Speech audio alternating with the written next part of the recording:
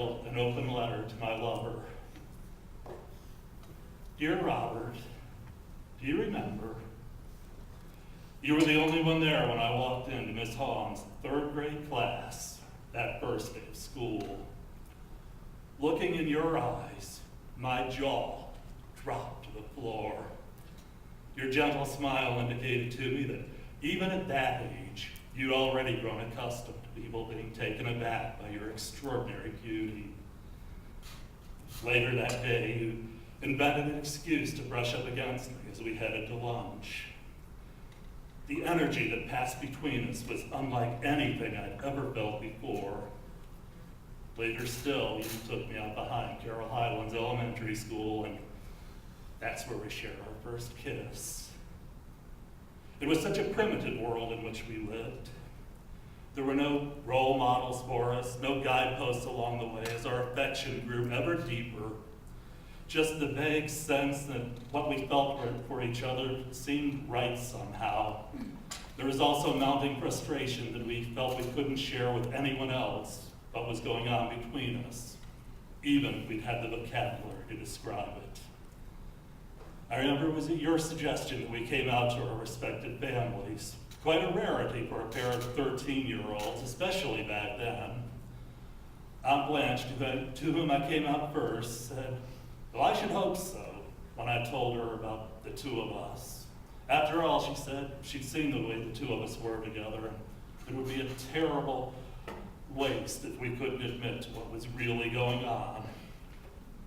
Your parents, in whose home I've always been welcome, were wonderful about the news. Although concerned for what we might have to face, they also rejoiced in our happiness. I often wonder why it ended so soon.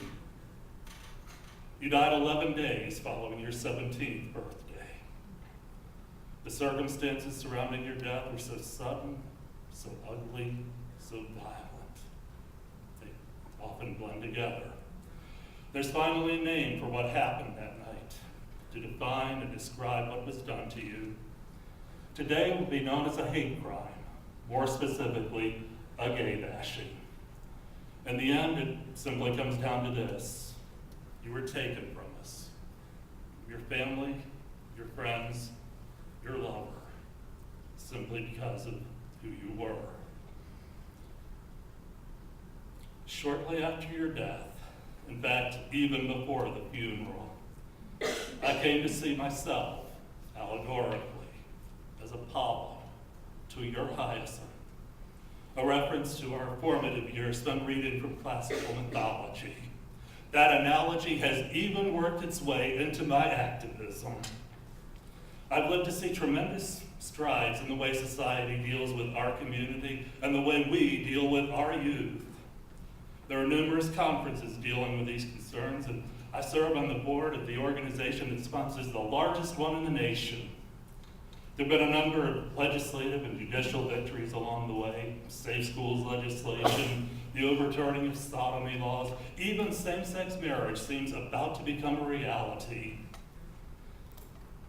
What's been totally unacknowledged is that whatever minor part I may have played in this is encouraged and inspired by your life and death.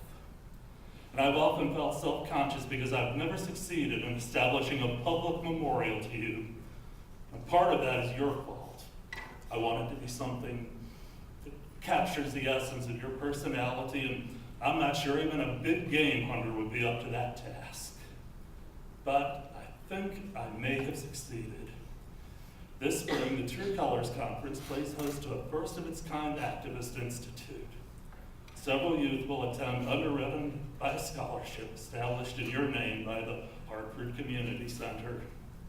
If any of these youngsters are as inspired by your spirit as I've been, the rest of the 21st century will be ours.